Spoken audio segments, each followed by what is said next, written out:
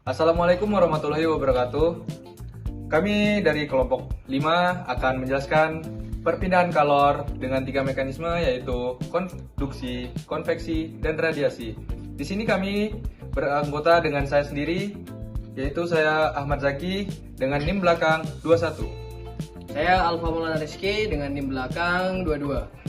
Saya Ariel Ramadan Saputra dengan NIM belakang 23. Saya Arik Afandi dengan NIM belakang 25. Saya Satul Saifur Rahman dari NIM belakang 26. Halo teman-teman, pernahkah kalian berpikir kenapa sendok panas ketika dicelupkan pada air mendidih? Dan kenapa badan kita ikut terasa hangat ketika kita berdiri di bawah terik matahari? Ternyata itu semua berhubungan dengan perpindahan kalor. Dalam kehidupan sehari-hari, panas bisa berpindah dari suatu tempat ke tempat lain melalui 3 cara utama, yaitu pertama konduksi, konveksi, dan radiasi. Yuk kita pelajari satu persatu secara mendalam. Sebelum kita masuk ke 3 proses tadi, kita perlu tahu apa itu kalor. Kalor adalah bentuk energi yang berpindah karena adanya perbedaan suhu. Sederhananya yaitu panas selalu bergerak dari benda suhu tertinggi ke benda suhu terendah sampai keduanya memiliki suhu yang seimbang. Nah, cara perpindahan inilah terjadi dengan adanya 3 mekanisme berbeda, yaitu konduksi, konveksi, dan radiasi. Kita mulai dari konduksi. Konduksi adalah perpindahan panas melalui zat padat tanpa diikuti oleh partikel zatnya tersebut, yang dimana panas hanya merambat melalui getaran partikel, bukan zatnya yang berpindah. Sebagai contoh yang biasa kita temui yaitu pada sendok logam yang kita gunakan sehari-hari, yang dimana ketika sendok tersebut dimasukkan ke dalam air panas, molekul logam yang berada di ujung sendok tersebut akan bergetar lebih cepat. Getaran tersebut akan merambat ke ujung sendok lainnya yang menyebabkan keseluruhan dari sendok tersebut akan terasa panas. Contoh lain yang biasa kita temui yaitu pada setrika pakaian.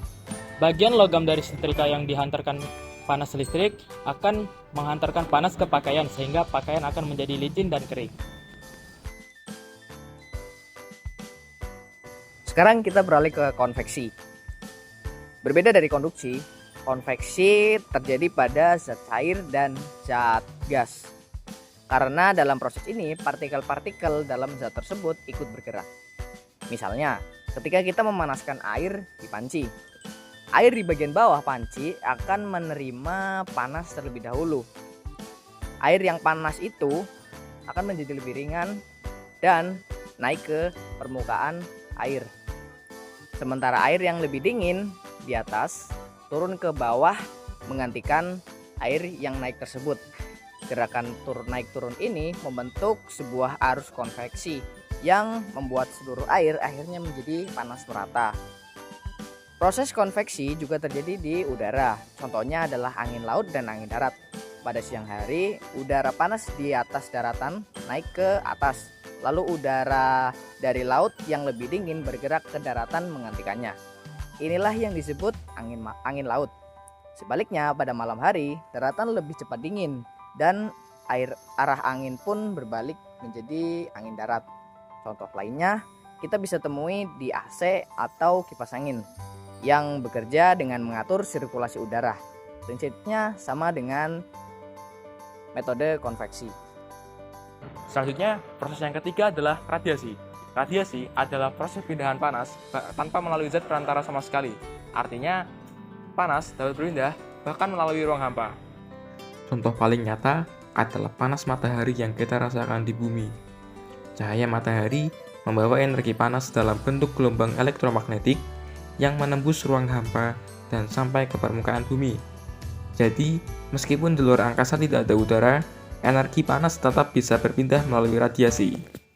Kita juga bisa merasakan radiasi saat berdiri di dekat api unggun atau kompor yang menyala. Meskipun kita tidak menyentuh apinya, kulit kita tetap terasa hangat. Hal ini karena panas berpindah melalui gelombang radiasi, bukan melalui udara secara langsung. Bahkan, peralatan rumah tangga seperti oven dan microwave juga bekerja menggunakan prinsip radiasi untuk memanaskan makanan. Nah, sekarang kalian tahu kan bagaimana panas berpindah di sekitar kita, dari mulai sendok memanas, air mendidih, hingga sinar matahari yang memanasi bumi. Itulah keindahan sains sederhana, tapi penuh makna setiap hal yang kita temui.